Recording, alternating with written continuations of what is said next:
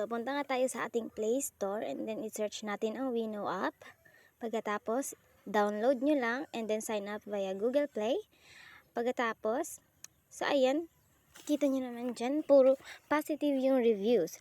So, pagkatapos nyo pala ma-install yan, open natin. And pagkatapos nyo ma-register, may matatanggap agad kayong 70,000 coins. So, ayan.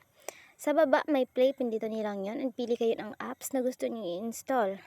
So, may mga coins dyan per minute. So, hanap lang kayo dyan ng gusto nyo i-install. So, ayan yung akin. Ayan yung mga coins na nakuha ko. And then, ayan, play 1 minute, may matatanggap kang coins. So, depende yun sa app kung magkano yung ibibigay nila na coins.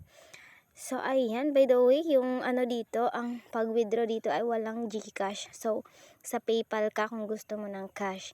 And may games din dyan. So, kung gusto nyo sa PUBG, pwede rin sa PUBG. And meron din sa Free Fire. So, kung gusto nyo ng cash, dun kayo sa PayPal kasi walang GCash dyan, okay? So, pagka-withdraw, so ilalagay ko na lang dyan kung paano mag-withdraw. Ayan.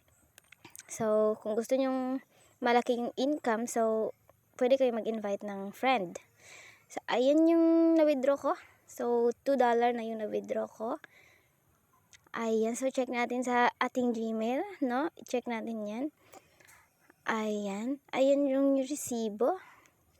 Papakita ko sa inyo yung resibo na na-receive ko, yung $1. And then, sa isang message, na-receive ko yung $1. And then, punta tayo sa ating PayPal. Open natin yan. And then, may message dyan si PayPal. May message dyan yung app na na-receive na natin yung okay, ayan yun. So, ayun lang. Sundin nyo lang yung steps. So, bye-bye.